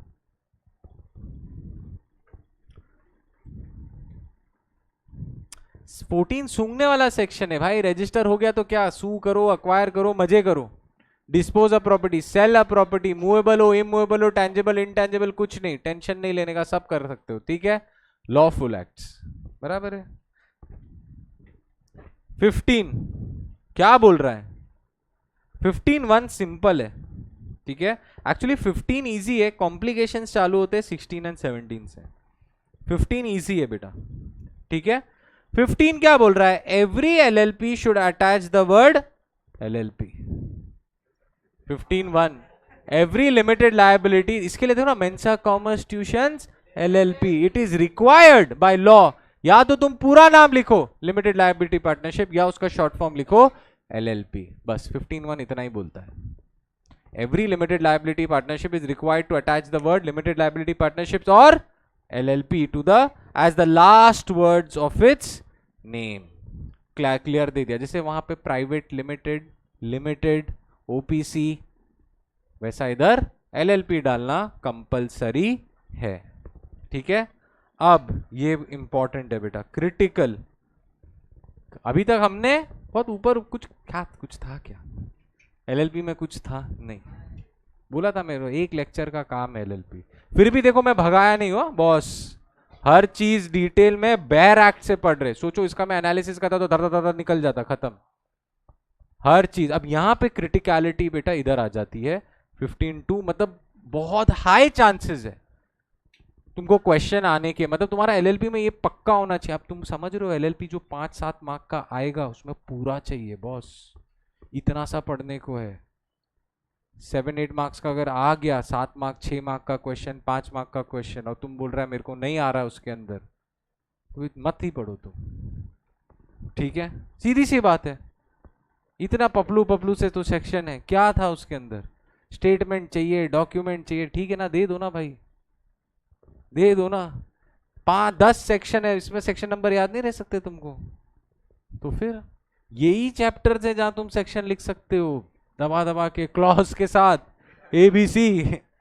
बोला ओह उसको तो सब सेक्शन प्लस क्लॉज भी याद है, 11(1) ABC। हाँ ऐसा ही तो मिलेगा तुमको फुल मार्क्स, चोरी करना पड़ेगा तुमको फुल मार्क्स, ऐसा ही चोरी होगा। एलएलपी में से एक 5 मार्क ले, पूरी दुनिया एलएलपी छोड़ के जाती है, तुमको मालूम है क्यों? पूछना तुम्हारे सीनियर से, वो कॉन्ट्रैक्ट से बाहर ही नहीं निकलते, उनकी दुनिया कॉन्ट्रैक्ट में ही खत्म हो जाती है।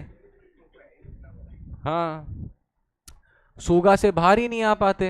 अरे एलएलपी लास्ट में करेंगे, लास्ट में करेंगे, वो लास्ट कभी नहीं आता। फिर वो कब आएगा लास्ट मालूम? तुम रास्ते पे जा रहा रहेगा ना एग्जाम के दिन, दिखा हाँ एलएलपी क्या है, बता दे बता दे एलएलपी, और वो कुछ याद नहीं रहने वाला, क्वेश्चन आएगा और तुम रिग्रेट करेगा, मैं ये पढ़ के जाता, मैं अच्छे से कर देता। ये सब पक्का होना चाहिए पहले से ही। ऐसे ही बूंद बूंद से सागर बनता है बॉस, ये याद रखना तुम। क्लियर है? आ जाओ इधर एकदम ध्यान से। No limited liability partnership shall be registered by a name, मतलब ऐसा कोई नाम नहीं होना चाहिए इन द ओपिनियन ऑफ, बेटा in the opinion of central government जो दिल्ली में बैठी हुई है। दैट इज सबसे पहला क्लॉज ए क्या बोल रहा है? अनडिजायरेबल। क्रिटिकल है, इधर ध्यान से सुनो। सबसे पहले क्या बोल रहा है? अनडिजायरेबल। अनडिजायरेबल मतलब बेटा अनडिजायरेबल का ना बहुत वाइड स्प्रेड मीनिंग है। नहीं पसंद आया, चेंज कर दे। हाँ यही मतलब हुआ। अनडिजायरेबल का कोई डेफिनेशन नहीं है ना, सेंट्रल गवर्नमेंट को नहीं पसंद आया बोलेगा चेंज कर दो। मतलब clause A gives wide powers to the central government. फिर शक्ल नहीं पसंद आया, नाम चेंज कर दिया अनडिजायरेबल। समझ में आ रहा है? अनडिजायरेबल का मीनिंग बहुत वाइड एंड ब्रॉड है, जो मेरे हिसाब से नहीं देना चाहिए। No government should have such wide powers, because undesirable क्या है, कुछ भी हो सकता है ना बेटा। गवर्नमेंट को पसंद नहीं है अनडिजायरेबल, वो रीजन कुछ भी हो। Are you understanding? क्लियर है? तो अनडिजायरेबल तो जाने दो, ये आ जाओ इधर, ये क्रिटिकल है, देखो ये भी ब्रैकेट में चेंज हुआ, ये लॉ में थोड़ा सा चेंजेस आए थे इधर, ठीक है। अनडिजायरेबल और आइडेंटिकल और to nearly resembles to that of any. पहले समझो identical and to nearly. Identical मतलब same, Mensa commerce classes, Mensa commerce tuition LLP, किसी और ने और मेंसा कॉमर्स ट्यूशन एलएलपी डाला तो क्या हो जाएगा बेटा, तुम रजिस्टर नहीं कर सकते सेम नाम के साथ। समझ में आ गया? तो ये आइडेंटिकल हो गया। अब मेंसा कॉमर्स क्लासेस है तो किसी ने डाल दिया मेंसा कॉमर्स क्लब, आइडेंटिकल मतलब आइडेंटिकल नहीं है बट नियरली रिजेंबल्स। समझ में आ रहा है? आइडेंटिकल नहीं है, सेम नहीं है, बट मिलता जुलता है। अंबुजा का अंबाजा, बिस्लेरी का बिल्सेरी, ऐसा ही होता है ना। एडिडास का एडिबास या अबिडास, कुछ भी बनाते हैं। देवदास, ठीक है, देवदास इज डिफरेंट, ठीक है। Are you understanding? बट ध्यान से सुनो, मैं बोल रहा हूं ना, इस पे सेक्शन, ये क्लॉज बी पे बहुत हाई चांसेस है कि तुमको एक क्वेश्चन आ जाए। बट रिजेंबल किससे? एक दूसरे एलएलपी से, या तो दूसरी कंपनी से, या दूसरा ट्रेडमार्क। च्यवनप्राश था मेरा, डाबर एक ट्रेडमार्क था, मैंने भी डाल दिया कुछ, आबर च्यवनप्राश, डाबर का आबर, ठीक है, चलेगा। Are you understanding? तो जो एलएलपी का, please you are not understanding the importance बेटा। यहां पे सोल प्रोप्राइटर से मिलता जुलता नाम आया ना, चलेगा। क्वेश्चन इधर घुमाएगा तुम्हारे को, क्योंकि पहले सोल प्रोप्राइटर से नहीं बोलते थे, मैच नहीं होना चाहिए था। लॉ वॉज डिफरेंट पहले, फिर चेंज हो गया। समझ में आ रहा है कि नहीं? पहले क्वेश्चन ऐसा आया, क्वेश्चन आया था, वर्धमान स्टील सोल प्रोप्राइटर था जो 20 साल तक ये बिजनेस कर रहा था। Vardhaman steel sole proprietor was doing the business of steel for 20 years. फिर एक वर्धमान स्टील्स एलएलपी रजिस्टर हो गई, एंड वर्धमान जो सोल प्रोप्राइटर था उसने वर्धमान स्टील्स पे केस कर दिया। अब तुमको कौन लगेगा, कौन जीतेगा? ऐसा लगता है पहला प्राइमा फेसी ये बिना पढ़े कि वर्धमान सोल प्रोप्राइटर जीतना चाहिए, क्योंकि 20 साल से धंधा कर रहा है, सब लोग वर्धमान स्टील्स को जानते हैं। बट गवर्नमेंट अब ये बोलना चाह रही है, बॉस तू 20 साल से अगर धंधा कर रहा था सोल प्रोप्राइटर पे, तुझे अपना नाम ट्रेडमार्क करा देना चाहिए था।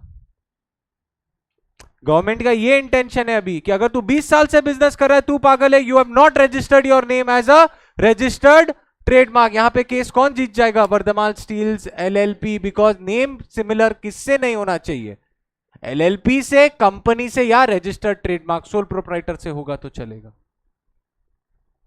समझ में आ रहा है? पहले मना करते थे कि सोल प्रोप्राइटर से भी नाम मिलना नहीं चाहिए, बट वो डिलीट करके यहां पे डाल दिया, मतलब ये सब्सटीट्यूट कर दिया कि now the government is saying कि boss if you are a sole proprietor you want to reserve the name, go get yourself registered under the trademark act 1999। Clear हो गया?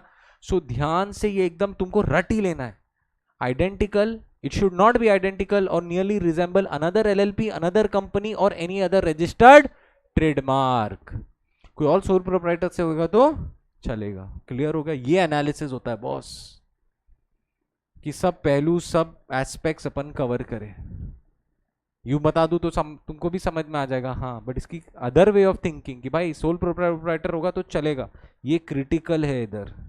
क्लियर है? हाँ बेटा सोहम।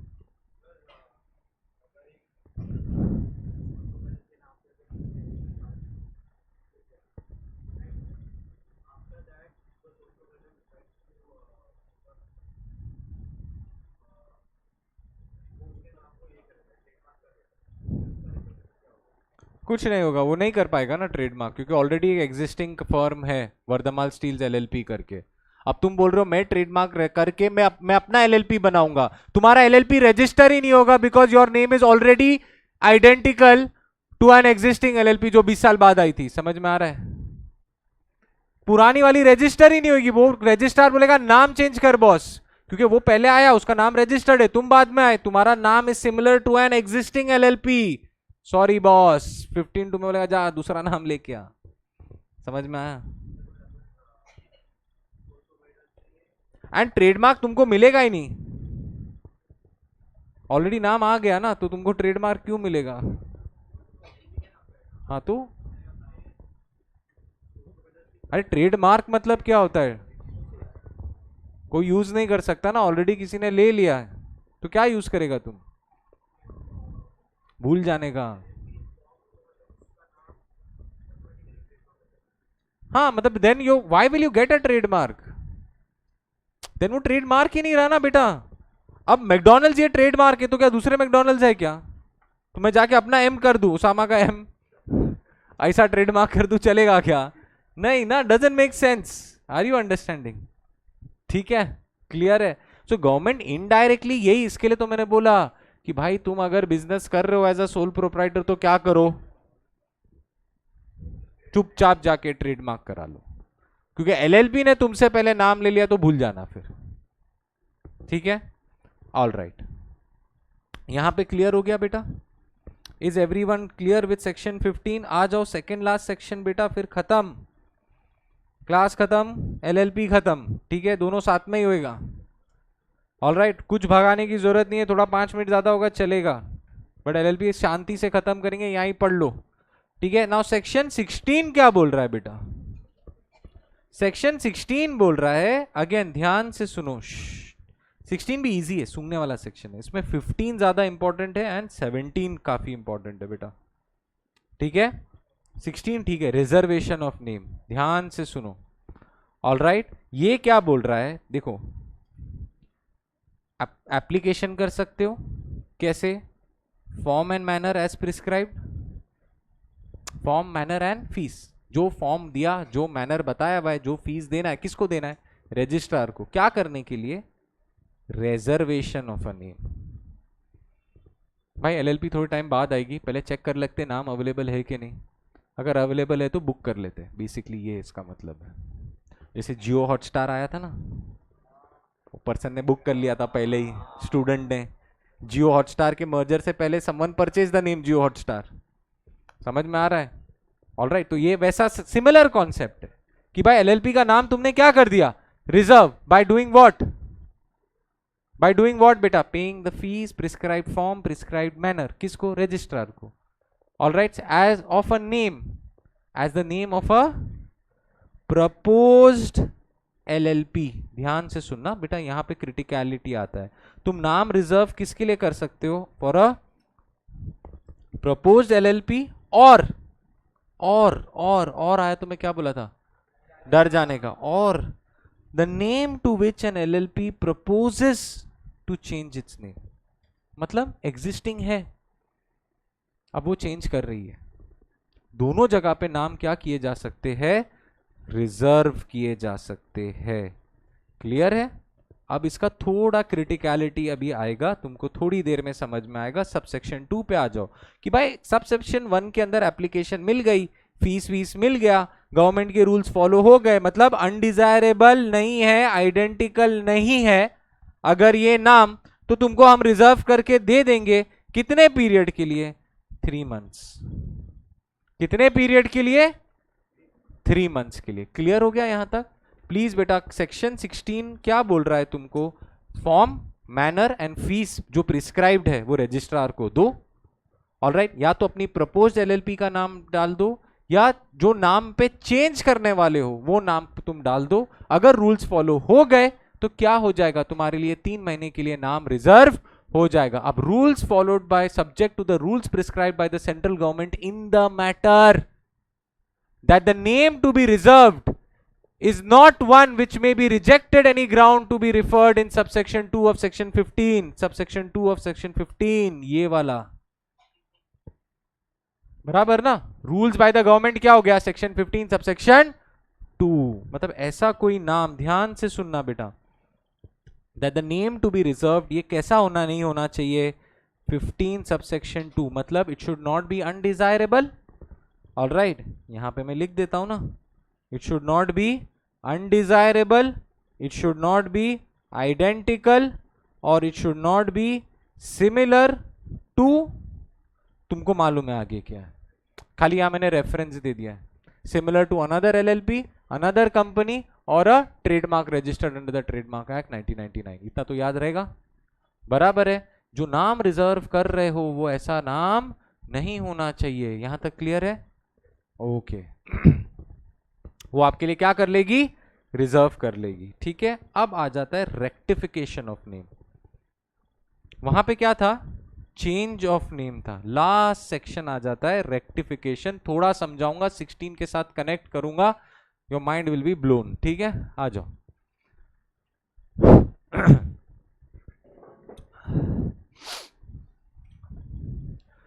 Notwithstanding anything contained in section 15 and section 16, इसका क्या मतलब है?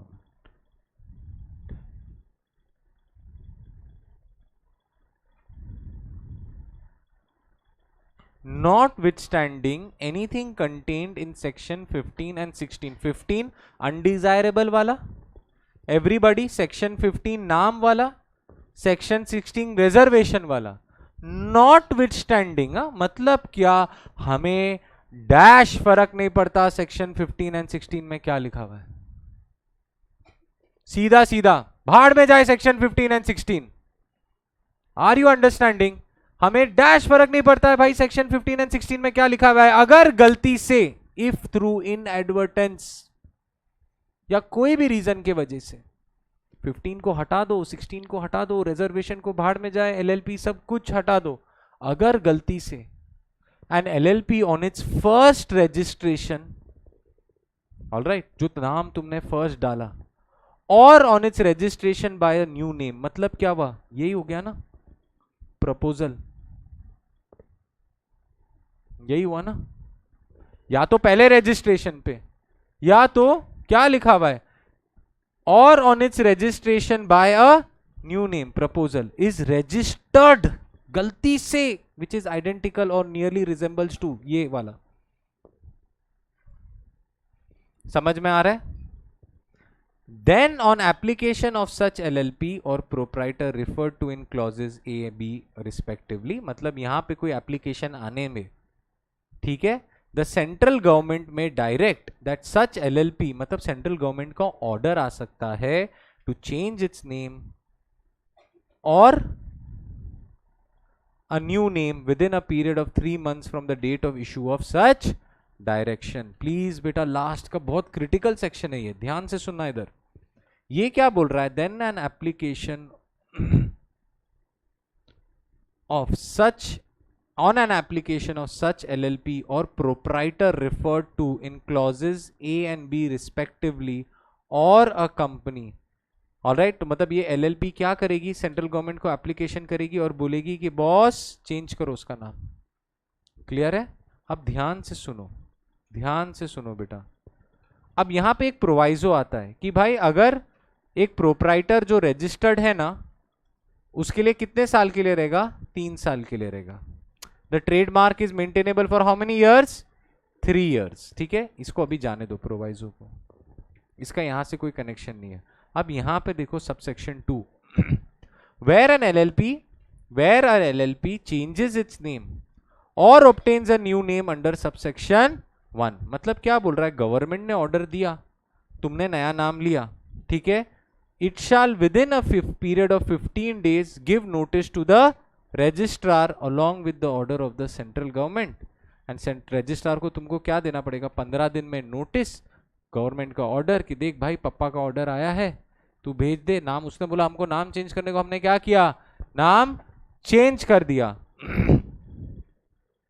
एंड वो रजिस्ट्रार क्या करेगा, 30 डेज के अंदर सर्टिफिकेट ऑफ इनकॉर्पोरेशन चेंज में चेंजेस लेके आ जाएगा। बराबर है? क्लियर है? तो सबसेक्शन 2 भी इजी है। एवरीबडी, नाम चेंज हो गया, 15 दिन के अंदर रजिस्ट्रार को अप्लाई करो along with the copy of the order of the central government, and वो क्या करेगा 30 डेज में जो तुम्हारा ओरिजिनल इनकॉर्पोरेशन डॉक्यूमेंट वो सब था ना वहां चेंजेस कर देगा। क्लियर है? यहां तो कुछ समझने का नहीं। सब सेक्शन 3 में आ जाओ। If the LLP is in default in complying with any direction given under subsection 1, if the LLP is in default in complying with any direction given under subsection 1, मतलब इधर, ऑलराइट, मतलब government ने तुमको order दिया, तुमने government की बात नहीं सुनी, तो गवर्नमेंट क्या करेगा? खुद ही तुम्हारा नामकरण कर देगा, अलॉट अ न्यू नेम। और रजिस्ट्रार क्या करेगा? वो नया नेम अपने आप डाल देगा और तुमको नया सर्टिफिकेट दे देगा। समझ में आ रहा है? समझ में आ रहा है बेटा? सर आपने बोला कुछ क्रिटिकल माइंड ब्लोन, हमारा तो माइंड ब्लो नहीं हुआ। ध्यान से सुनो बेटा, क्या बोला इधर? ये सेक्शन 17 ना काइंड ऑफ, ध्यान से सुना, सेक्शन 17 ना kind of is like a punishment to LLPs. Sir punishment कैसा है? तुमने नाम चेंज किया, तुम्हारा नाम वापस सिमिलर अगर निकला तो तुमने क्या किया? कॉन्ट्रवेंशन किया। तुमको एक मौका दिया है कि भाई सही सलामत नाम ले लेना। अब सेकेंड टाइम में क्या कर रहा है? सेकेंड टाइम में वो क्या बोल रहा है कि भाई गलती हो या कुछ भी हो, भाड़ में गया सेक्शन 15, भाड़ में गया सेक्शन 16, गलती से भी तुमने ऑन फर्स्ट रजिस्ट्रेशन तो हमें फर्क नहीं पड़ेगा, बट सब्सिक्वेंट रजिस्ट्रेशन समझो, मैंने लिखा Mensa commerce tuitions LLP, notice आया भाई नाम सिमिलर है, मैंने चेंज कर दिया। मुझे भी नहीं चाहिए ना कंफ्यूजन, मैंने नाम चेंज कर दिया तो फर्स्ट रजिस्ट्रेशन हो गया। अब मैंने दूसरा नाम लिखा, ऑलराइट, मैंने दूसरा नाम चूज किया, ऑलराइट, अब दूसरा नाम क्या चूज किया? दूसरा नाम क्या चूज किया? समझो चूज कर लिया मैंने, ठीक है, कुछ तो चूज कर लिया, एडू वर्ल्ड कर दिया, ठीक है, ऑलराइट, एडू केयर कर दिया, समझो, ऑलराइट, आर यू अंडरस्टैंडिंग? अब ये नाम भी सिमिलर है, रिजेंबल हो रहा है ना कुछ तो, ऑलराइट, मैंने अपना नाम कर दिया एडनो गेट, ठीक है, वो बोला यार गेट है एजुकेशन का, आ जाएगी पब्लिक, पता चला नाम सिमिलर है। नाउ ध्यान दो, on its registration bye new name is registered, पहला किया वो भी गड़बड़, दूसरा किया वो भी गड़बड़। अब बेटा देखो, बार बार नाम चेंज होना is not a good thing. Public को लगेगा ये क्या फ्रॉड कर रहे भाई, पहले चालू हुए थे कोई और नाम से, फिर कुछ और नाम हो रहा है। एंड तीसरा देखो, एक बार नाम चेंज हुआ, दूसरी बार नाम चेंज हुआ, अब तीसरी बार क्या हो रहा है? गवर्नमेंट ही नया नाम दे रही है, because I have contravened the provisions ना बेटा। Are you understanding? If the LLP is in default by complying any direction, अब समझ में आ रहा है? गवर्नमेंट इज पनिशिंग कि भाई तुम बार बार ऐसा नाम लिया ना, मतलब गवर्नमेंट क्या बोल रही है?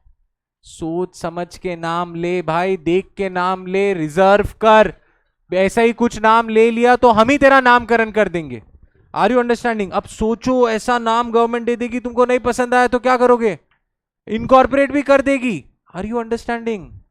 The government may allot a new name, देखो ये बहुत खतरनाक सेक्शन है इधर, the government may allot a new name, registrar को बोल दिया भाई कुछ तो कॉपी वॉपी देने का जरूरत नहीं है, सीधा उसको क्या कर दे?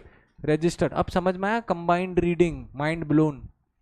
गवर्नमेंट पनिश कर रही है कि भाई नाम लो तो सोच समझ के लो, ऐसा आड़े टेढ़े नाम, सिमिलर नाम तुमको लेने की जरूरत नहीं है, क्योंकि तुमने डबल बार कॉन्ट्रवेंशन किया तो क्या होगा? हम ही तुमको नाम दे देंगे। और वेंडर लोग आ रहे हैं, आज कुछ और नाम, कल कुछ और नाम, परसों गवर्नमेंट कुछ और नाम रख रही है, बैंक अकाउंट में लफड़े हो जाएंगे। समझ में आ रहा है?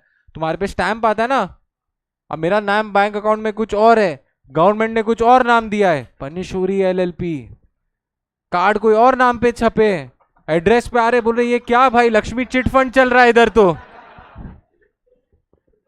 समझ में आ रहा है तुमको? सेक्शन 17 सबसे खतरनाक सेक्शन, टेक्स्ट बुक में भी देखोगे 17 के क्वेश्चंस अच्छे से करना। एक बार चेक कर लेना वो लोग ने कैसा आंसर किया, ऐसा ही आंसर किया होगा। इसमें तुमको थोड़े पॉइंट्स बना के अपने आंसर लिखने हैं। 17(2) में इतना टेंशन नहीं है, चुपचाप तुम्हारा काम हो गया, रजिस्ट्रार कर देगा 15 दिन 30 दिन, ये याद रखना है तुमको, along with the order. Main आता है subsection 1 and subsection 3. With this we are done with LLP with the entire Bare Act. Thank you so much guys. Tomorrow we'll start with negotiable. Take care and have a nice day.